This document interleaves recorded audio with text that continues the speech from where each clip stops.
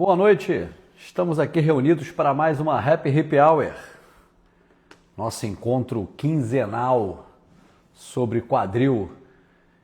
Hoje, comemorando ainda, né, o Dia Internacional da Mulher. Ontem foi uma homenagem super legal, né, sobre o uso do salto, que é uma dúvida comum das mulheres com relação ao pós-operatório da prótese de quadril, quando e poderei, né, não é só o quando, né, quando...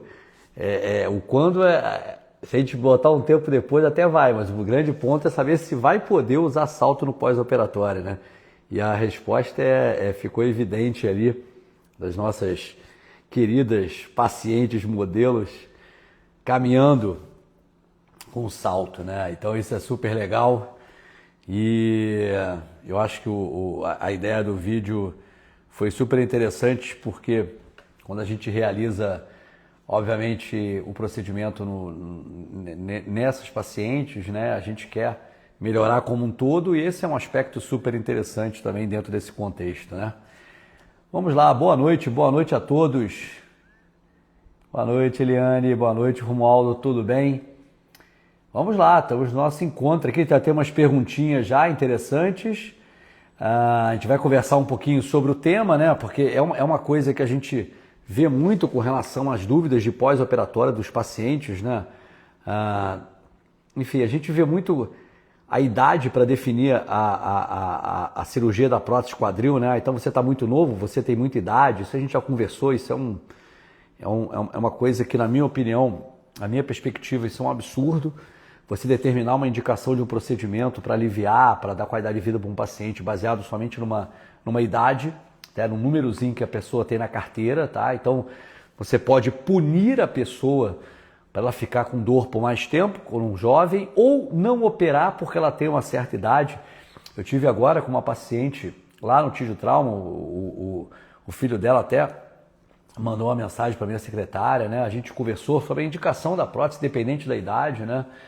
E é óbvio que a gente tem que ter obviamente todo um planejamento pré-operatório, mas eu digo principalmente uma parte clínica, né? Esse paciente está apto após uma avaliação do geriatra, avaliação do cardiologista, do clínico, enfim, liberando o paciente para o procedimento. Mas o que eu quero dizer é que não muda em nada. Se a gente comparar com um paciente de 30, 40, 50 anos, ele vai passar pelo mesmo risco cirúrgico, ele vai passar pelas mesmas questões de planejamento clínico, de liberação, para a gente poder fazer a cirurgia, né? Então, eu não digo assim que o risco aumenta pela idade, tá? Em hipótese alguma. Se o paciente tem respaldo clínico, tem reserva clínica ali, para que a gente, obviamente, possa fazer o nosso procedimento, a gente vai fazer com a técnica mais adequada ali, obviamente, com o menor dano tecidual possível e com o nosso protocolo. Então, o que a gente vê na prática, o que a gente fala aqui direto, é que não muda em nada o nosso pós-operatório, nossos protocolos, por conta da idade, tá? Então, eu tenho meus pacientes e muitos pacientes acima dos seus 60 anos de idade e pacientes acima dos 80 anos de idade, inclusive a gente tem vídeos aqui, com a recuperação similar a de um paciente de 30 a 40 anos, tá? Então, não muda em nada. A questão é uma questão clínica, tá? Do paciente estar preparado ou estar apto para realizar o procedimento. E a gente, obviamente, dentro do nosso contexto de complexidade do caso, a gente vai avaliar se esse paciente é um paciente elegível para a gente realizar a técnica minimamente invasiva, que sim, ela nos dá respaldo para ter um pós-operatório melhor.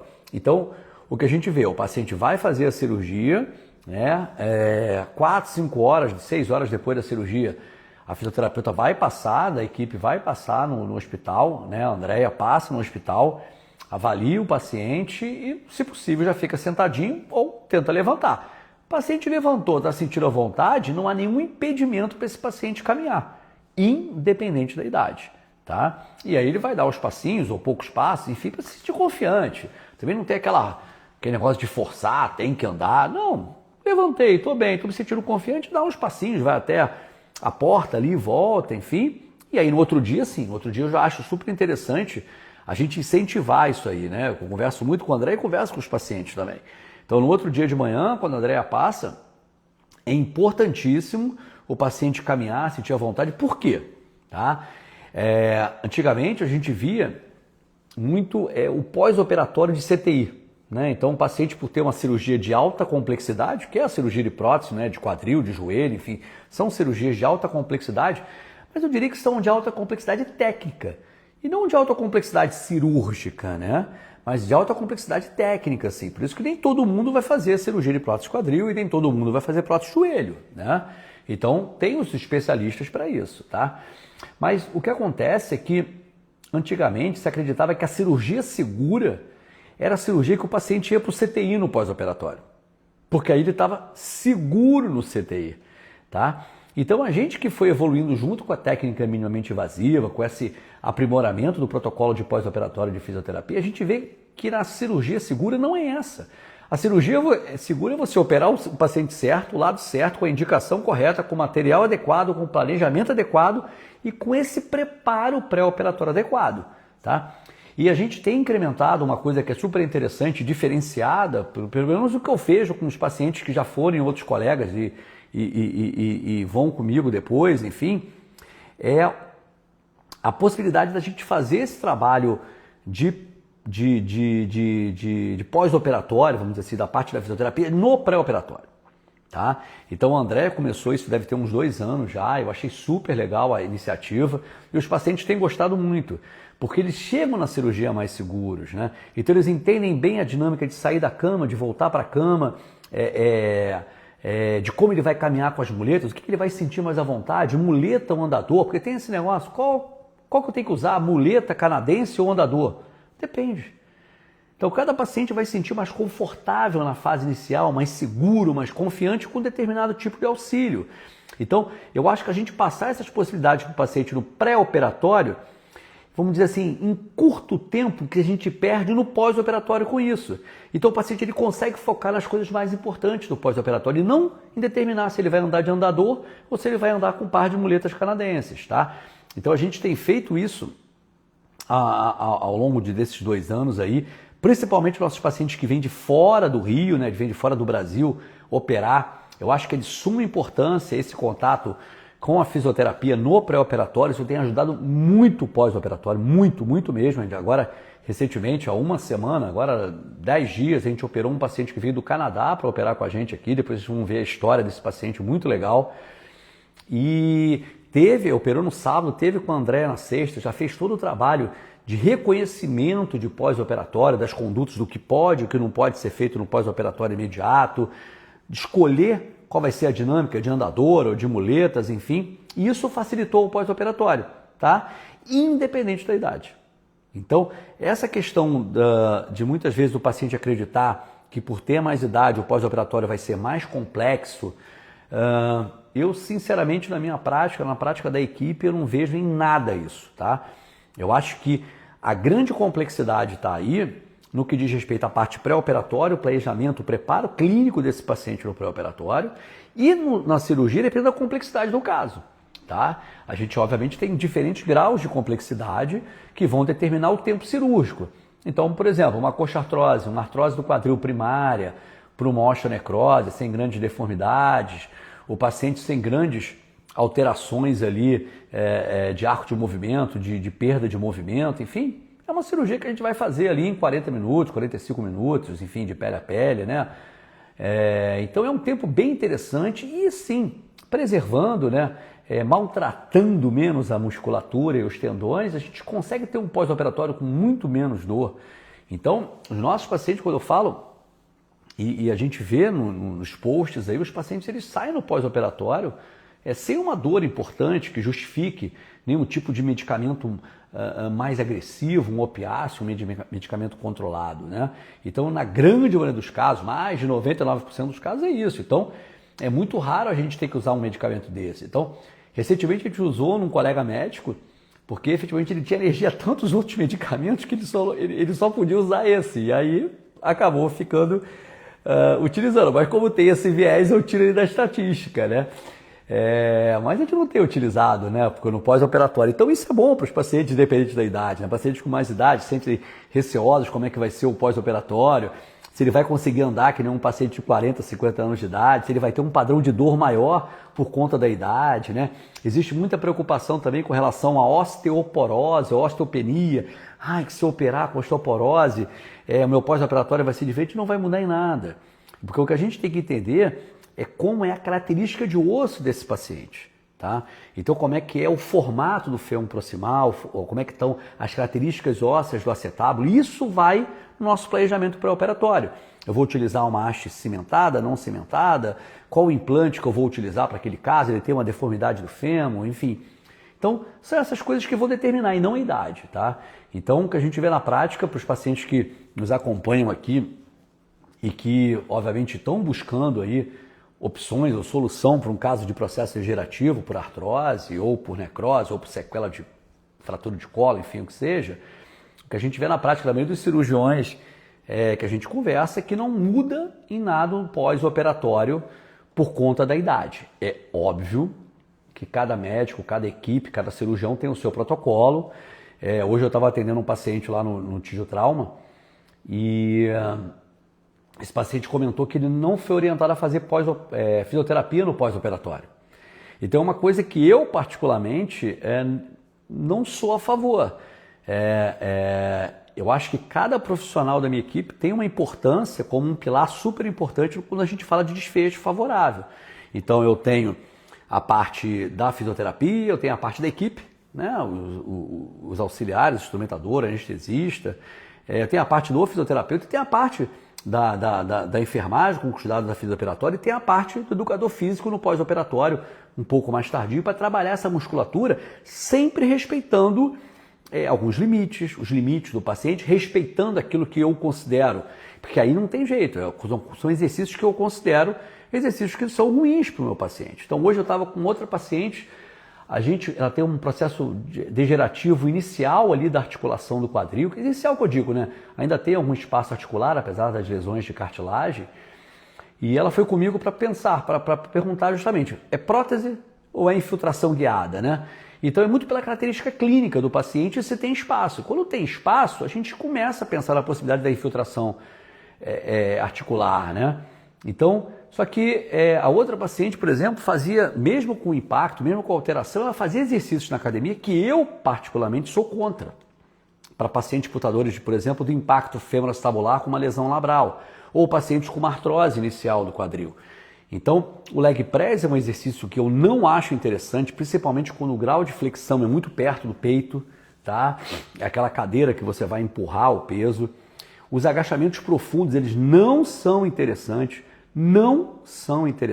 tá? O agachamento profundo, ele leva um atrito maior ali na região anterior e se o paciente tiver uma alteração biomecânica, a gente consegue ver perfeitamente nas academias quantas e quantas pessoas fazem um agachamento e quando chega na parte final, se o paciente tiver alguma alteração ali na lombar ou na articulação do quadril, a pelve roda.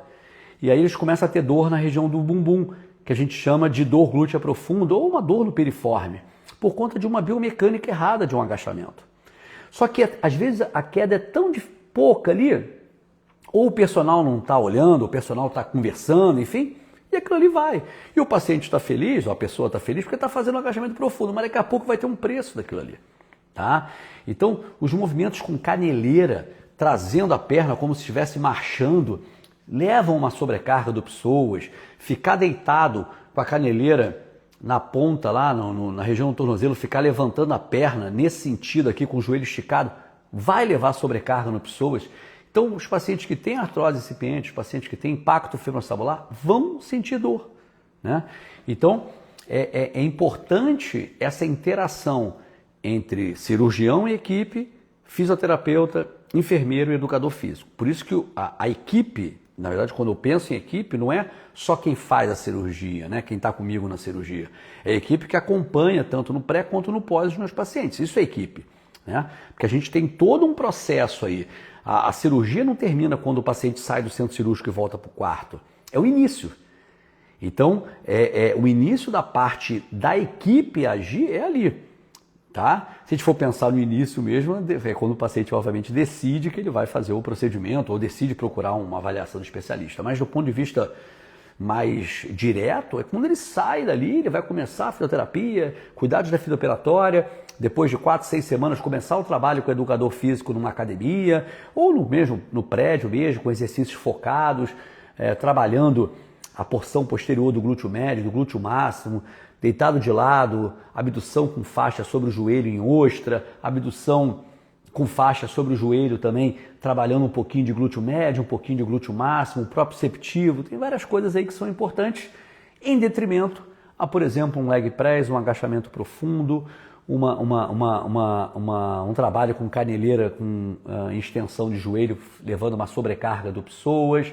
Então são coisas que eu particularmente não gosto e que, independente da idade, são coisas que a gente tem como um protocolo já bem pré-definido para os nossos pacientes. Então, o que eu posso afirmar para os pacientes acima dos 60 anos que estão aqui e que vão, obviamente, comigo nas consultas, enfim, inclusive tive meus pacientes hoje, não muda em nada o protocolo de pós-operatório, tá?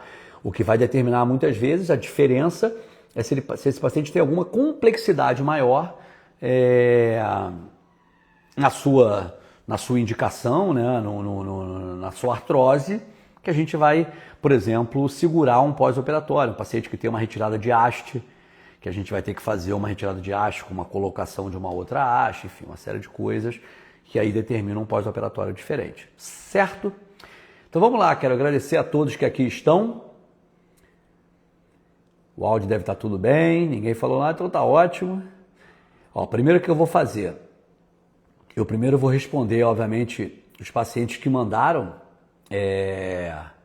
as perguntas nos stories, né, na caixinha que a gente abriu, e depois a gente responde algumas perguntas aqui que estão ao vivo. Então vamos lá, vamos iniciar a nossa Happy Hip Hour depois dessa introdução, desse prólogo. Como gostaria de ter condições de ser atendida pelo senhor? Meu sonho ser operado pela sua equipe, pelo senhor e sua equipe. Desculpa, não foi uma pergunta, mas agradeço. E aquele negócio, olha, eu tenho já cada história com relação a isso, de planejamento e de pacientes que tinham esse pensamento e acabaram iniciando numa consulta, seja no Leblon, seja na Barra, seja na Tijuca, ou mesmo uma teleconsulta, e a coisa acabou fluindo de uma forma, é porque o que acontece é que eu vejo que muitos pacientes olham assim, poxa, ele faz live, ele opera muita gente, pô, isso deve ser demais para mim. A primeira coisa que tem que fazer é passar por uma consulta, sabe? A consulta ela vai determinar, primeiro, não só a relação médico-paciente, mas você vai ter a noção, vai ter a certeza de qual o valor, porque muitos pacientes falam assim, isso deve ser, mas como assim deve ser? Você está especulando uma coisa que às vezes não é a realidade, entendeu? Então a primeira coisa é passar por uma teleconsulta ou uma consulta presencial, te espero lá, para a gente poder avaliar o caso, ver se a tua indicação é prótese, a tua indicação é infiltração, uma artroscopia, enfim, o que é, e traçar opções aí. Mas obrigado mesmo, e se Deus quiser, vamos realizar esse procedimento. Vamos lá, minha mãe tem 74 anos, acha válida a cirurgia nessa idade? Bom, isso bate bem com o que a gente estava conversando aqui no início. Esse númerozinho, na nossa opinião, não quer dizer nada, tá? Então, se a tua mãe tem 74 anos, tem uma artrose de quadril, tem dor e limitação que justifiquem um procedimento e que o paciente entenda que a qualidade de vida está ruim, porque aí não é a família que tem que decidir, nem os filhos, enfim, a família, os filhos têm que dar apoio no pós-operatório. E é super importante isso. Mas é a paciente que tem que entender o que está acontecendo, por isso a consulta é super importante, porque quando o paciente vai para mim com a consulta, eu não olho para os filhos, eu olho para o paciente, é o paciente que tem que me responder, que é o paciente que vai decidir se ele vai ser operado ou não, se ele acha que vale a pena aquela cirurgia ou não. Não é não, eu acho que minha mãe tem que operar.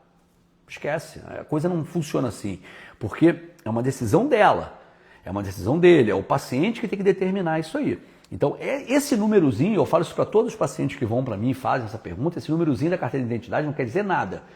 Se o paciente tem uma indicação clínica, né, avaliado, tem uma artrose que justifica o procedimento, tem perda de qualidade de vida que justifica o procedimento, e tem respaldo clínico, do geriatra, do cardiologista, do clínico, enfim, para realizar o procedimento, não vejo contraindicação nenhuma. O que é importante?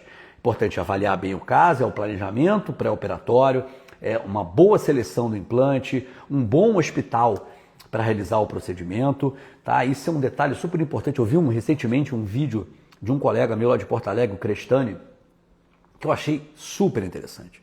Então ele diz o seguinte, que quanto maior a experiência do cirurgião, menor o índice de complicação. Aí todo mundo fala assim, pô, mas isso é óbvio. Depende. Porque muitos pacientes ainda acreditam que a experiência de um cirurgião é dada pela idade do cirurgião e não pela experiência dele em realizar esse procedimento várias e várias vezes. Então, a minha experiência, com certeza, por tudo que eu faço anualmente, é diferente de um cara, de um colega que só vai fazer uma cirurgia uma vez por mês, 2 vezes por mês. Então, você faz prótese de quadril? Faço. Faz quantas por ano? Faço 30, 20. É diferente de um colega que faz 50, 100, 150, 200 cirurgias ano. Não tem jeito. É essa experiência que a gente fala. Tá? Isso aí serve para qualquer especialidade. Isso serve para cirurgia plástica, isso serve para cirurgia ortopédica de joelho, de ombro, de coluna. Não tem jeito. A experiência não é a idade. Quanto tempo esse colega está formado, ou se ele tem cabelo branco, ou se não tem cabelo, tem pouco cabelo, enfim. O que vale é o número de cirurgias. Então, muitos trabalhos mostram que acima de 50 cirurgias por ano, você diferencia dois cirurgiões, a experiência de 2 cirurgiões. E principalmente quando esse colega ele tem uma maior formação, um maior interesse, ou uma maior atuação em casos mais complexos, seja de cirurgia primária ou cirurgia de revisão, que é a troca de prótese, aí, na minha opinião, vale muito a diferença, tá? Porque eu sempre costumo dizer o seguinte, se ele consegue resolver a complexidade, reconstruir quadris com grandes falhas ósseas, femorais, acetabulares, enfim, casos complexos de displasia do quadril Q4, anquilose de quadril, enfim, ele com certeza ele vai ter maior facilidade, maior experiência, maior técnica para resolver casos mais simples de artrose superexterna, de uma osteonecrose sem grandes deformidades, enfim. Então, essa experiência de número de cirurgias do médico no ano faz a diferença sim quando comparado a médicos que realizam uma prótese a cada 2 meses, uma prótese a cada 3 meses, 2 próteses por mês, é diferente. E um outro detalhe também é com relação ao hospital. Quanto mais cirurgias desse tipo são realizadas naquele hospital, o índice de complicações também é menor. Não só de infecção, mas todo o pós-operatório, a parte da enfermagem, dos técnicos de enfermagem, os próprios clínicos que acompanham o pós-operatório, têm uma maior experiência com aquilo ali. Então isso é um outro detalhe. Aí o paciente fala assim, doutor, mas você faz a cirurgia nesse hospital? Não. Muitas vezes eu não vou fazer, porque às vezes é um hospital que eu nunca fui, é um hospital que não tem grandes referências para cirurgia, por exemplo, de prótese quadril. É um hospital que muitas vezes não tem um respaldo de uma comissão de infecção hospitalar, que isso é super importante. Então, eu acredito que a seleção do médico com experiência ao longo de cirurgias ano, mais um hospital que já tem experiência daquele tipo de implante, fazem toda a diferença. E isso faz parte do planejamento, no caso que eu estou te respondendo para sua mãe, entendeu? Então, essa idadezinha não quer dizer nada. Respaldo clínico, escolha da equipe. A equipe, quando eu falo, não é só o cirurgião, é a equipe, os auxiliares, o instrumentador, o anestesista, a parte de pós-op, com o fisioterapeuta, com a enfermeira, com o educador físico num pós-operatório mais para frente, porque não adianta nada fazer, eu fiz aqui a fisioterapia, fiz aqui o pós-operatório, aí o cirurgião escreve fisioterapia, aí o fisioterapeuta do hospital passa. Esse paciente, assim, não existe um link ali. Então, qual é a orientação? Será que esse fisioterapeuta que está passando lá, ele sabe como o cirurgião quer o pós-operatório, como ele trabalha? E tem alguns cirurgiões que não querem nem fisioterapia no pós-operatório. Ele passa lá, anda com o paciente andou, deu umas orientações, vai para casa, não precisa de fisioterapia não. Cada um tem o seu protocolo. Eu, na minha opinião, ainda mais quando eu falo de pós-operatório com o melhor desfecho possível, eu acho que todos esses componentes têm que estar presentes. Eu acho que para tua mãe não é um impedimento por causa da idade, eu só acho que todas essas questões têm que estar muito bem estabelecidas, entendidas, compreendidas no pré-operatório, certo? Então, eu acho super válido se sua mãe tem indicação de realizar o procedimento. Então vamos lá, minha mãe tem 82 anos, quais os riscos dessa cirurgia para ela? Ela te adora. Bom, obrigado. Manda um beijo lá para tua mãe então. se não teve comigo ainda, que vá para consulta. Na verdade, os riscos são os riscos inerentes a qualquer procedimento de prótese quadril para qualquer idade. Tá? Então, os riscos maiores, quando a gente fala de prótese quadril, são os riscos de infecção, são os riscos de trombose, são os riscos de lesão neurovascular e o risco de luxação. Luxação, que é a prótese sair do lugar. Tá? E como é que a gente diminui, minimiza esse risco ao extremo? Primeira coisa, a infecção. Então, não adianta fazer essa cirurgia em qualquer lugar. Por isso a gente falou tanto dos hospitais aqui, a seleção dos hospitais. O plano quer que eu opere nesse lugar. Não é o plano que tem que decidir isso. É o cirurgião. Tá? Então, essa coisa tem que funcionar dessa forma. Então, na minha opinião, para diminuir o risco de infecção, o hospital, a escolha é super importante. O procedimento mais rápido, menos agressivo, menos traumático para tendões e musculatura. Tá? A utilização de antibiótico terapia profilática. Na minha opinião, se possível, evitar ao máximo a ida dos nossos pacientes para CTI, unidade pós-operatória. Tá? Tirar o nosso paciente da cama o mais rapidamente possível, tá? Para que ele possa movimentar e a própria vascularização aumentar ali na região, né? Eu acho super importante. Alta hospitalar precoce, dentro de um contexto de que o paciente clinicamente está bem e do ponto de vista ortopédico ele entendeu as orientações, então máximo 24, 48 horas, tá?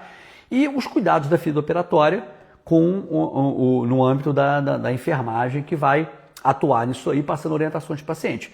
A gente, particularmente, de alguns anos para cá, já tem, sei lá, 4, 5, 6 anos já, a gente tem utilizado os curativos que não precisam fazer troca em casa. Então isso é um benefício super legal para os pacientes e para os familiares que não precisam ficar trocando aquilo ali depois do banho, quando molhou, enfim, essas coisas. E também nos traz uma segurança com relação a esses curativos modernos que não deixam o sangue que por acaso sai ali, o exudato que sai ali, ficar em contato com a fibra operatória, sendo um meio ali de cultura para um processo infeccioso. Tá? Então, a utilização de curativos modernos faz parte quando a gente fala de planejamento de pré-operatório. Então, isso tem que ser conversado, obviamente, com o paciente. Então, essa parte de infecção é isso. A parte da trombose é justamente a utilização dos anticoagulantes, das profilaxias medicamentosas, mas principalmente do início da fisioterapia precoce, poucas horas após a cirurgia, com a mobilização desse paciente, se possível, retirada desse paciente no leito, para caminhar, para fazer os exercícios. Na minha opinião, é muito mais importante até do que a terapia medicamentosa, tá? Essa atividade, falar para o paciente, você tem que mexer aqui várias e várias vezes, ensinar os exercícios, isso é super importante, tá? O risco de lesão neurovascular, na verdade, depende muito da experiência do cirurgião e da complexidade do caso, com sequelas de fratura de acetábulo, displasia CROI 4, que é aquele quadril que está lá em cima, né? Quanto maior a experiência do cirurgião, menor o risco desse tipo de intercorrência. E por último, a luxação. A luxação está ligada não só a um planejamento pré-operatório bem realizado, mas uma realização de procedimento bem realizado. Porque não adianta eu planejar bem uma cirurgia, desenhando, seja ela por robótica ou seja ela da forma tradicional, e chegar na hora da cirurgia e colocar meus componentes de uma forma inadequada, não testar de forma adequada os quadris. Porque, por exemplo, mas a robótica ela veio para resolver isso. Não. A robótica ela nos ajuda com o seu braço robótico no posicionamento do componente acetabular. Se um médico cirurgião foi aquele que eu expliquei que não tem larga experiência com o número de cirurgias ano, ele pode muito bem colocar o componente femoral com uma versão não adequada. Ele pode muito bem não testar aquele quadril de forma adequada. Isso levar a uma luxação mesmo com a cirurgia robótica. Porque aqui diz que corrigir está 0 a 0 e o posicionamento do acetábulo está ok. Só que o robô não faz o fêmur. Tá? Então, se esse paciente, por exemplo, foi mal planejado no pré-operatório, onde o colega, por exemplo, não viu que ele tem uma versão femoral alterada, ele vai escolher um implante normal. Quando chega lá na hora, quando ele for preparar o fêmur está giradão lá para trás. Está antivertido, está com aumento da antiversão. Se ele selecionou uma prótese convencional, ele não consegue corrigir isso. O que vai acontecer? Instabilidade. Essa prótese ela vai luxar para frente. Então, A experiência do cirurgião de ver, eu digo que planejamento cirúrgico, muito mais, seja ele robótico ou seja ele tradicional, é muito mais do que ficar desenhando, é antever o problema. Isso é planejar, é você ver ali alguma coisa que pode trazer algum tipo de problema, intercorrência na cirurgia ou no pós-operatório. Então, cirurgia robótica não é certeza de que o posicionamento vai ficar adequado, porque a cirurgia robótica ela me dá profundidade de preparo acetabular, posicionamento do acetábulo, enfim. Só que ela não me dá o componente femoral. A do componente femoral, se eu não selecionei bem o implante, não posicionei bem o implante na antiversão, vai dar problema, tá? E, além disso, na minha experiência, a utilização da robótica de forma cega na técnica minimamente invasiva pelo acesso anterior direto vai colocar o posicionamento do acetábulo em antiversão exagerada, que isso vai levar a uma estabilidade anterior. Tá? A gente estava até conversando isso com o Inácio um dia desses, porque se for seguir aquilo ali de forma cega, o robô está me dizendo que é para colocar aqui, vai ficar tranquilo que vai dar problema. Vai dar problema.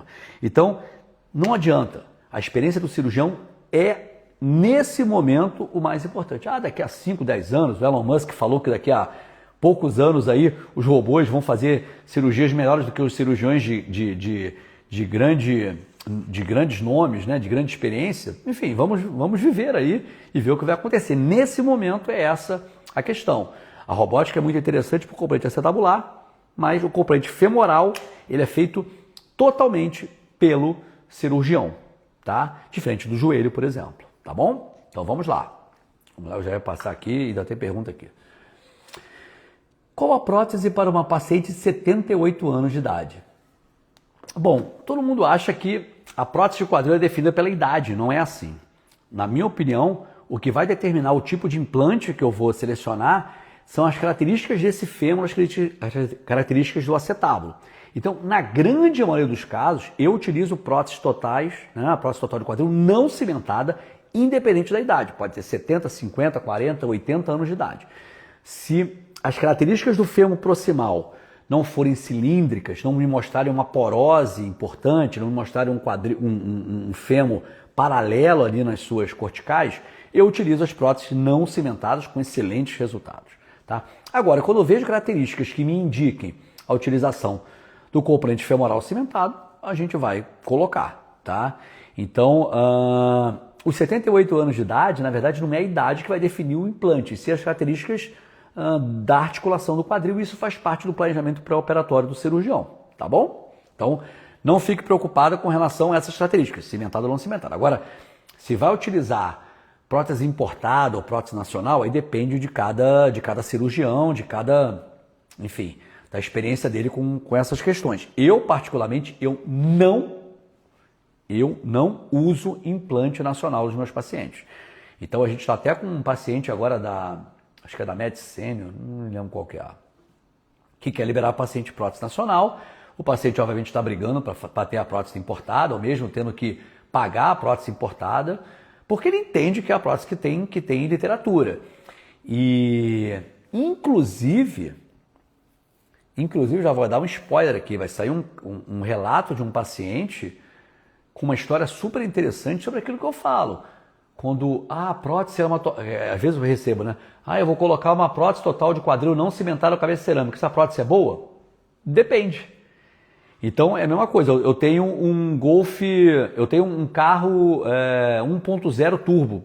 Tá bom, mas qual é o carro? Não sei que carro é esse, né? Então o fato de ser a prótese não cimentada cabeça cerâmica, ele não quer dizer muita coisa. Ele diz alguma coisa, mas não quer dizer tudo. Entendeu? Então nós temos implantes que não têm respaldo na literatura, que não têm segmento, que tem essas características. Então foi o caso desse paciente, que ficou alguns anos para fazer a prótese, fez a prótese, 5 anos depois essa prótese começou a gastar, está com afrouxamento, ele está há 2 anos para fazer a cirurgia de revisão. Então, ele demorou 2 anos para operar e usufruiu a prótese 4 anos. Então, por quê? Porque provavelmente a escolha, a seleção desse implante não foi mais adequado, porque era uma prótese que, na nossa opinião, que eu expliquei para ele lá, é uma prótese que não tem segmento na literatura. E é isso, não tem. Entendeu? Então, eu não utilizo nos meus pacientes. Então, a única coisa que eu poderia te responder para essa pergunta é que seria uma prótese importada e não uma prótese nacional. tá? Eu não opero com prótese nacional, eu não acho interessante utilizar, independente da idade, uma prótese. Ah, mas o paciente tem 78 anos de idade, vamos utilizar uma prótese nacional porque o custo é menor. Cara, sinceramente, se o cirurgião que decidir isso, ou conversar isso com o paciente, ele fizer isso com o pai dele ou com a mãe dele, aí tudo bem, ele provavelmente é maluco, mas enfim, é uma decisão dele. Agora, na prática não é assim. É que nem o auditor, né? O auditor médico. Não, essa prótese você tem que usar uma prótese nacional. A prótese nacional vai cair muito bem aí. É porque com certeza não é nenhum familiar dele. Entendeu? Porque eu tenho certeza que se for um familiar dele, ele vai utilizar uma prótese importada. Necrose... Opa, peraí que eu saí aqui. Necrose do quadril pode aparecer em qualquer idade? Minha mãe tem 68 anos e dor. Sim, na verdade, ela tem uma faixa etária que ela mais comumente aparece, né? Que é em torno de 30 a 50 anos, né? Alguns autores botam 35 a 55, enfim. Mas é uma fase do jovem, né? Do adulto ali, adulto. Mas ela pode acontecer em qualquer idade. Por exemplo, tá? Paciente com sequela de fratura de colo do fêmur, né? Paciente com mais idade, tiveram fratura de colo de fêmur e muitas vezes fixaram ali com 3 parafusos, né? Para não colocar a prótese. Dependendo da complexidade dessa fratura, se foi uma fratura desviada, em que foi optado por colocar 3 parafusos, aquela cabeça femoral ela pode evoluir para uma necrose no pós-operatório, tá? E a gente tem casos de pacientes com mais idade, fora dessa faixa etária que a gente conversou aí, com necrose da cabeça femoral.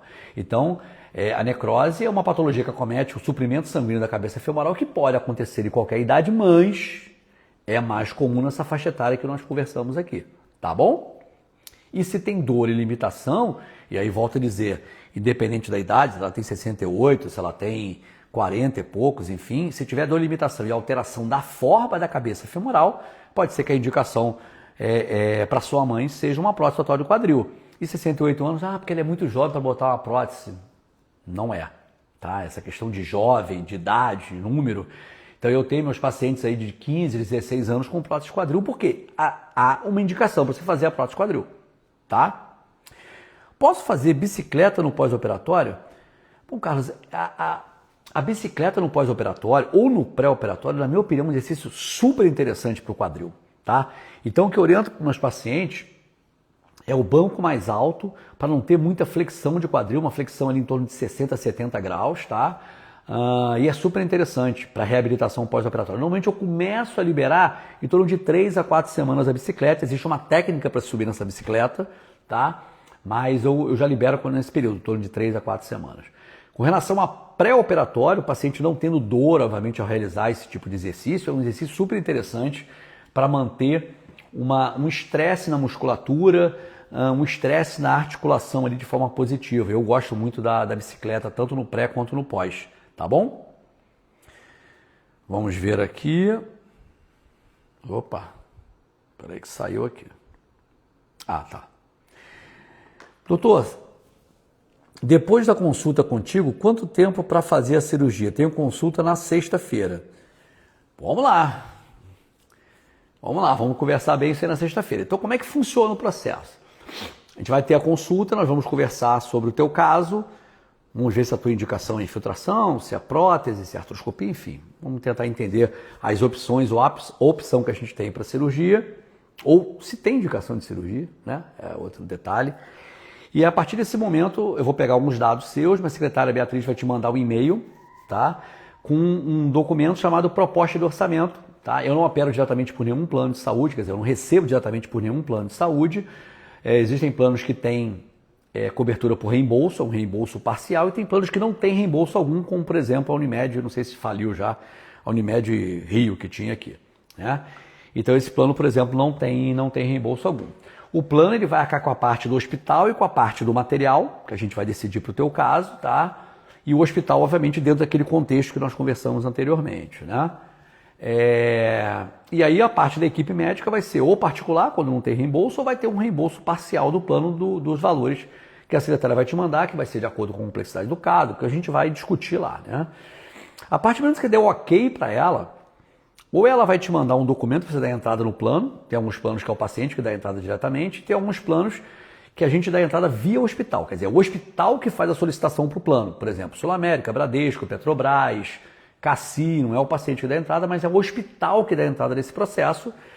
E normalmente são 21 dias úteis ou 30 dias, mais ou menos 30 dias corridos, para que haja liberação da senha de internação e do material adequado para se realizar o procedimento.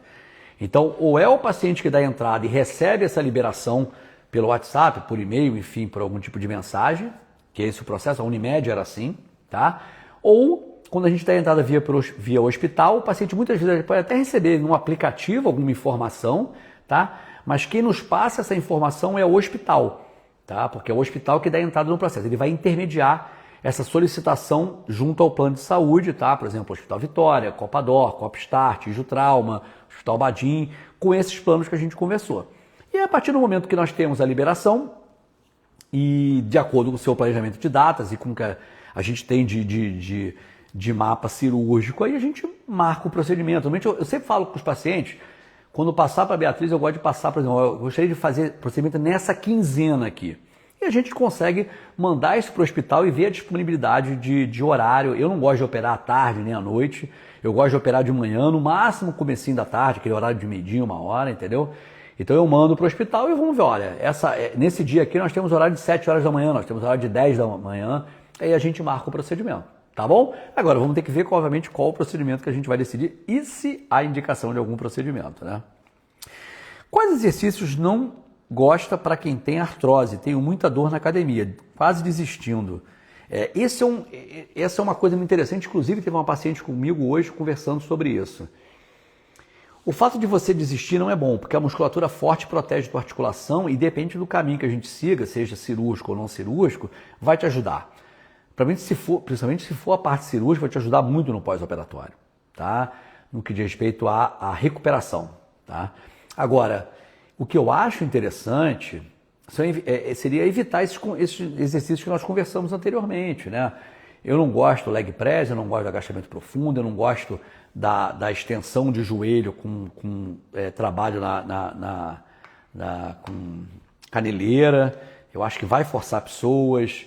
Então, seria até interessante que, por exemplo, o educador físico tivesse contato com o médico cirurgião, ou a gente escreve, eu muitas vezes escrevo, não fazer isso, porque o fazer com dor, diferente do que era antigamente, você está fazendo com dor porque o teu músculo está respondendo, isso não existe, isso é baboseira. Ainda mais quando o paciente tem artrose, essa resposta é uma resposta ruim, porque pode fazer justamente acontecer isso aqui, o paciente desistir. Então o mais prejudicado com relação a isso vai ser o próprio paciente, porque se ele estava com uma opção de tratamento conservador, o fato dele diminuir a carga de musculatura, carga do exercício físico, diminui a proteção articular, tá? E quando a gente está pensando em pré-operatório, a gente tende a dificultar um pouco o nosso pós-operatório. A gente vê na prática que os pacientes que realizam exercício físico normalmente têm uma recuperação mais rápida no pós-operatório, porque a memória muscular é melhor, entendeu? Então são esses outros detalhes, eu acho que vale a pena. Primeiro, conversar com o cirurgião, pedir que ele faça algum tipo de orientação, seja por escrito ou seja por um áudio mesmo, para que você possa apresentar para o seu personal. E aí, obviamente, cada cirurgião tem a sua visão sobre exercícios que ele não considera interessantes para o caso da artrose. E esses são os que eu não considero, são esses que eu passo para o educador físico que está acompanhando esse meu paciente no pós-operatório ou no pré-operatório, certo? Como faço para marcar contigo? Você faz teleconsulta? Sim, a teleconsulta é uma coisa que surgiu na época da pandemia e se mantém até hoje. Foi um dos grandes motivos que me fez, sinceramente, largar o consultório de São Paulo, tá? Porque, na verdade, a teleconsulta encurtou distâncias. Então, o que eu ia para São Paulo de pegar Uber, vai até o aeroporto, pega um voo, desce São Paulo, pega um táxi, vai até o consultório, atende. Muitos pacientes, por exemplo, eu atendia na época uma vez por mês, uma vez a cada 3 semanas. O paciente chegava lá, o paciente desmarcava a consulta, eu ia lá, tinha uma linha de 7 pacientes, aí 3 desmarcavam, 2 desmarcavam, enfim. Então era uma coisa que não era muito interessante, desgastante demais. E a teleconsulta veio encurtar distâncias e me fez, sinceramente, abandonar o consultório de São Paulo. Então hoje eu atendo no Rio de Janeiro, né? E por teleconsulta. Aqui no feed aqui tem o contato da minha secretária. Você pode mandar um WhatsApp para ela que ela vai te mandar todas as informações acerca dos consultórios e da teleconsulta também, tá bom?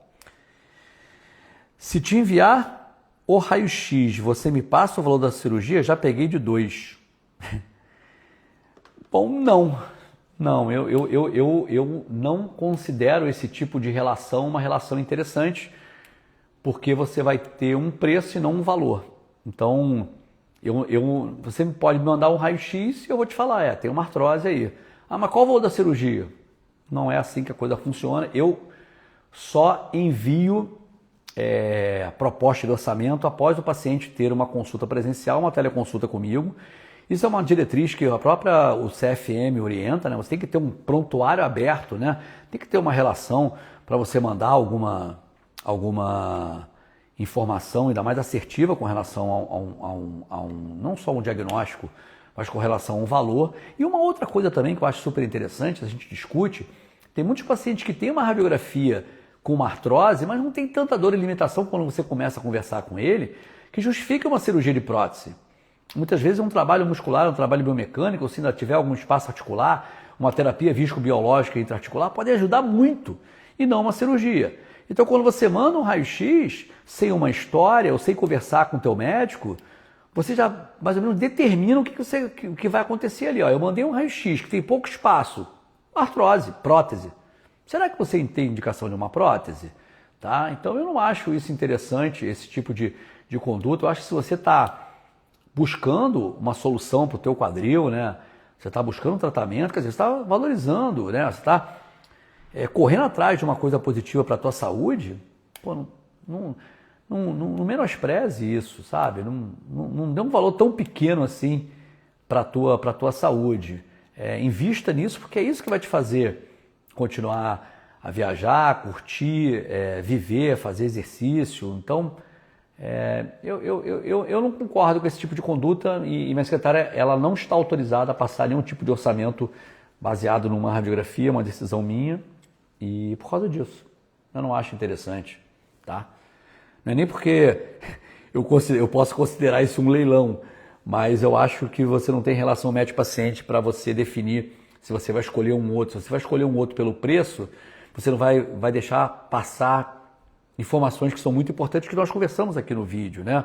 A experiência desse cirurgião, o número de cirurgias que ele faz ao longo do ano, qual a experiência que ele tem com complexidade de caso, como é que é a equipe dele, como é que ele faz o protocolo dele de pós-operatório. São todas as informações tão mais importantes do que somente um número que no final das contas podem fazer toda a diferença. E eu vou te falar com muita tranquilidade, mas com muita tranquilidade mesmo, que eu vejo de pacientes que vão comigo de pós-operatório de outros colegas e que falam justamente disso, dessa escolha pelo plano, dessa coisa para se fazer assim, e às vezes não tem um pós-operatório legal, não tem um contato com o médico, não tem uma fisioterapeuta que esteja presente.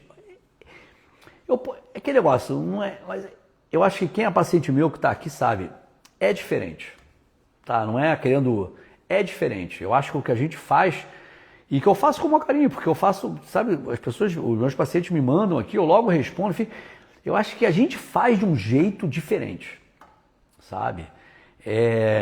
Isso não se resume a um número, pode ter certeza disso. A gente faz diferente. A gente recebe muitas mensagens de pacientes que realizaram a cirurgia do pós-operatório e o quanto eles enaltecem isso, não só a parte cirúrgica em si, mas a parte de pós-operatório, a parte do anestesista, do trabalho da Andréia, do trabalho da Dani, enfim, eu acho que isso é super importante, isso é muito mais do que um número, tá? Essa é a minha opinião. Então, se você está buscando algo melhor para você, ou se você está buscando o melhor para você, esse caminho, na minha opinião, não é um caminho legal, certo? Então vamos lá, vamos descendo aqui agora, vamos ver as perguntas que aqui estão. Pô, falei bonito, hein? Doutor, boa noite. Quando toma Monjaro, quanto tempo tem que tirar para fazer a cirurgia sem interação do medicamento? Na verdade, a questão da interação do Monjaro não é nem interação medicamentosa com a parte anestesiológica, mas é principalmente com o esvaziamento gástrico, aquilo que eu explico num vídeo, que está até inclusive aqui no feed, tá? A literatura mostra, e a Sociedade Brasileira de Anestesiologia também orienta pelo menos 14 a 21 dias, tá? De suspensão antes de se realizar um procedimento eletivo. Tá? Outras condutas também, obviamente, podem ser individualizadas. Eu acho que esse é o grande ponto. Então, por exemplo, às vezes se o paciente fez uso de uma semana antes, não informou ao médico, pode ser que essa anestesia não seja uma raquianestesia, seja uma anestesia geral. Pode ser que ele seja orientado no pré-operatório a fazer uma dieta mais branda, uma dieta diferenciada, justamente para evitar o acúmulo de resíduos no estômago. Porque o que o Mounjaro que ele vai fazer é retardar o esvaziamento gástrico. E quando você não passa isso para o médico, principalmente para o anestesista, você coloca em risco, porque você aumenta o risco de broncoaspiração. E essa broncoaspiração pode ter consequências complexas aí de pós-operatório, que não é o que a gente quer, principalmente nas cirurgias eletivas. Agora, por exemplo, o paciente tomou um Mounjaro e 2 dias depois fez uma fratura de colo de fêmur. É diferente, mas existem artifícios, né, caminhos que o anestesista utiliza, né, para poder fazer com que esse procedimento seja realizado, não respeitando esse padrão aí do planejamento de uma cirurgia eletiva de pelo menos 2 a 3 semanas antes, tá bom? Mas é importantíssimo você comunicar ao teu médico e comunicar principalmente ao anestesista que vai realizar a tua anestesia, né, que faz parte da equipe do cirurgião. O problema é que tem muitos locais que eu vejo que o anestesista, muitas vezes, ele vê o paciente no dia, né? Não tem um anestesista da equipe. Na minha opinião, isso é muito ruim. O anestesista da equipe faz toda a diferença, né? O Marcos está comigo aí há mais de 15 anos. Não é isso, Marcos? Me ajuda? Bota mais de 15 anos, mais de 18 anos, eu acho, 17, 18 anos. A luta com a gente aí para quase 10 anos. Então, faz toda a diferença o anestesista da equipe. Então, às vezes eu opero em outros estados e não tem um anestesista da equipe. É lá na hora o anestesista que está ali no plantão, que está... Então, assim, eu particularmente eu não acho interessante. Tá? E essa informação ela tem que ser passada para o teu cirurgião, então, antes, se não for para anestesista, para que ele possa fazer as orientações adequadas para que essa cirurgia seja a mais segura possível. Isso é cirurgia segura. Cirurgia segura não é o paciente para o CTI no pós-operatório. Cirurgia segura é esse planejamento pré-operatório, entendeu? Doutor, boa noite, falo de Manaus. Uma cirurgia com CTI no pós, acesso pós-lateral, falta de informação, disponibilidade de acesso aos dados da prótese. Podem ser indicativo de amadorismo? Não diria amadorismo, diria que às vezes é o protocolo do cirurgião e da equipe. Então, tipo assim, o acesso pós-lateral em si só não é amadorismo, tá? Na verdade, o acesso pós-lateral é o acesso mais utilizado no Brasil, tá? Isso aí não é isso. A questão de CTI no pós-operatório é o que eu te disse anteriormente. Muitos colegas acreditam que a cirurgia segura é a cirurgia que o paciente vai para o pós-operatório, não CTI. Tipo assim, eu particularmente não compactuo com essa ideia, mas é uma conduta para muitos colegas, tá? Isso não é amadorismo, isso é... Eu te digo até que tem cirurgiões mais antigos que fazem isso aí, entendeu? Eles acham mais seguro deixar o paciente no CTI no pós-operatório, uma conduta deles, entendeu? A falta de informação de disponibilidade de acesso aos dados da prótese, eu acho que também não seja amadorismo também não, porque se você for ver, mesmo aqui no Rio de Janeiro, nem todos os cirurgiões passam para os pacientes uma carteira de portador de prótese ou informações acerca do implante que foi utilizado. Porque muitos deles não explicam isso nem no pré-operatório. Então, independente se você está em Manaus, no Rio de Janeiro, em São Paulo, isso acontece. E eu não acho que seja amadorismo, eu só acho que seja um protocolo do cirurgião. E voltando à pergunta da paciente com relação a se eu mandar um raio-x você me manda o valor, é aí que estão as diferenças. Entendeu? Então, esses detalhes podem ser besteira no pré-operatório, mas no pós-operatório faz toda a diferença. Entendeu? Agora, com relação à técnica cirúrgica, via de acesso, isso eu não vejo nada, tá? Não vejo problema nenhum. É melhor, eu sempre falo o seguinte para os meus residentes, é melhor que você faça o acesso que você está habituado a fazer, seja ele pós-lateral, seja ele o Hardinge, que é soltando o glúteo médio, o glúteo mínimo, seja ele o anterior direto, enfim, do que você testar uma outra via de acesso no paciente. Entendeu? Isso eu sempre falo com meus pacientes. Se você faz bem esse acesso, continue a fazer. Se você quer mudar ou entender ou absorver outra via de acesso, estude, faça cursos, ganhe experiência, para que você possa, obviamente, depois exercer isso aí com tranquilidade e que você não coloque a saúde do seu paciente em risco. Isso é super importante, entendeu? Tá? Vamos descendo. Doutor, acabei de fazer um ano de operado, estou ótima, mas o senhor pode me orientar se eu posso fazer caminhada? Estou sem diferença na perna, a única coisa que deu no raio-x foi a diferença da bacia. É aquele negócio, teoricamente sim. Teoricamente sim. Se você está se sentindo bem, está sem dor, e muitas vezes essa obliquidade pélvica é por fraqueza de musculatura do glúteo médio. Então, associada à caminhada, o reforço do glúteo médio no seu complexo posterior, né, o complexo posto-lateral do quadril, é de suma importância. Isso é muito fácil de se ver. É só fazer um teste de Trendelenburg. É o paciente ficar numa perna só, de um lado e de outro, e ver se a bacia cai. Isso mostra a fraqueza do glúteo médio. É um teste simples e que pode levar a uma marcha em Trendelenburg, mesmo não havendo diferença entre os membros, tá? Então, teoricamente, sim, é o que eu mando para os meus pacientes, tá? Agora, vale a pena, obviamente, conversar com o cirurgião e ver o protocolo dele de pós-operatório se há um impedimento. Na minha opinião, não, tá? O senhor atende Unimed? Não atendo pela Unimed. Unimed aqui no Rio, então, está um negócio muito complexo. Eu não atendo Unimed desde 2015 ou 16. Mas a Unimed, obviamente, ela é o plano de saúde, né? Que a gente não sabe aqui no Rio como é que estão as coisas, né? Eu até indico, inclusive, uma paciente da Unimed hoje. Mas o plano, se a gente conseguir operar em algum hospital que, obviamente, seja um hospital que nos dê respaldo para isso, ele vai pagar a parte da internação hospitalar e a parte do material, depende do que seja, se é prótese, artroscopia, enfim, tá bom? Mas eu não atendo pela Unimed, a primeira consulta seria particular.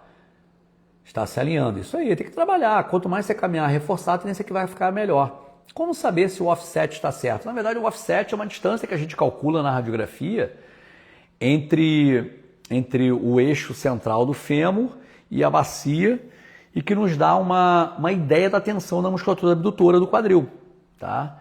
Então, ou você compara isso com o outro lado, ou existe uma ideia de que está mais ou menos, existe obviamente um desvio padrão ali, tá? Mas é baseado nessa questão e muitas vezes a gente compara isso com o outro lado, a ideia é que a gente mantenha um offset similar dos dois lados. Agora, quando o paciente tem coxartrose bilateral, a gente vai atuar num offset de um lado e normalmente vai repetir esse offset do outro lado, tá? Até porque os dois lados são degenerados. Quando tem um lado normal, a gente tenta, obviamente, manter o offset o mais similar possível. É óbvio que existem, por exemplo, os casos de colo valgo, em que o offset é muito curto, que a gente às vezes não consegue implantes para mimetizar esse offset tão assim. Por mais que a gente medialize o acetábulo, por mais que a gente utilize uma haste com um menor offset possível, mas, enfim, é dessa forma, é através da avaliação radiográfica, tá bom? Vamos descendo. Epa, peraí. No pós-operatório da colocação de prótese quadril é muito difícil? Pô, Renata, é aquele negócio, se eu te falar que não é, você vai falar que isso é papo de cirurgião querendo fazer cirurgia. Então o que eu posso te dizer é o seguinte, se você puder entrar em contato com alguns dos pacientes que provavelmente estão aqui de pós-operatório, conversar com eles. A gente bota muitos vídeos aqui de pós-operatório, dos stories, a gente coloca direto nos nossos pós-operatórios, mas se você for ouvir do cirurgião, ele vai falar que é tudo maravilhoso e você vai achar que é lorota. Então eu acho que é muito interessante você pegar o contato, ou pelo menos pegar os depoimentos dos outros pacientes que já realizaram com essa técnica que a gente tem utilizado há alguns anos, que é uma técnica que tem um pós-operatório, na minha opinião, diferenciado quando comparado com a técnica convencional. Sonhando com a cirurgia do meu esposo. E o senhor que vai fazer? Opa! Que beleza! Estou só esperando a ligação para assistir uma palestra e depois sair da cirurgia. Falta bem pouco. É isso aí. Poxa, legal. Obrigado. Vamos resolver. Eu sou de Barra Mansa. O doutor atende aqui na região fluminense. Olha, eu já operei alguns quadris aí na região. Para alguns colegas eu fiz mais artroscopia de quadril, enfim, mas já foi há muito tempo, sabe? Hoje em dia não, só teleconsulta e aqui no Rio de Janeiro, tá? Vamos descendo. Meu filho tem 28 anos. Ele fraturou o quadril e teve recuperação há 3 anos. Teve recuperação conservadora. Ele já poderia operar? Depende. Tem que avaliar. Teoricamente, sim. Tá? Mas a gente tem que avaliar se essa sequela de fratura de acetábulo levou alguma deformidade acetabular. Então, eu, particularmente, no meu planejamento pré-operatório de fratura de acetábulo, inicialmente, de uma forma geral, não vi nenhum caso, enfim, eu sempre gosto, além das radiografias com incidências específicas, eu gosto da tomografia, tá? Inclusive, a gente estava no grupo aqui, no grupo Meu Quadril, enfim, a gente tem o nosso WhatsApp, o Guzmão botou um caso de planejamento lá de Porto Alegre, com uma sequela de fratura de acetábulo bem interessante, que a gente vê nitidamente que a pelve rodou e esse paciente está com uma deficiência de parede posterior e uma falha no acetábulo, por a gente vai ter que utilizar o enxerto ali também no acetábulo. Então é mais para o planejamento, até. Mas com esse tempo aí, provavelmente não teria nenhum problema a questão desse planejamento. É isso aí, Flavinho. Depois, ainda mais isso aqui, a gente fala que... Eu sempre falo com meus pacientes, cirurgia de prótese quadril, ela tem que ser muito bem definida, tem que ser muito bem realizada, tem que ser muito bem programada, porque é uma cirurgia sem volta. Não se volta atrás. Uma infiltração ela pode ser repetida, uma artroscopia de quadril pode virar uma prótese, uma artroscopia de quadril pode ser novamente realizada, uma infiltração pode ser repetida a cada 6 meses, 1 ano, mas a prótese quadril não. Prótese quadril não. Prótese quadril tem as suas consequências. Eu não posso tirar uma prótese quadril e botar a cabeça femoral que eu tinha lá, entendeu? Por causa disso aqui, ó. Deixa eu mostrar isso aqui para vocês. Olha que legal esse modelinho aqui. Eu achei bem legal isso aqui. Depois que a gente faz a prótese quadril,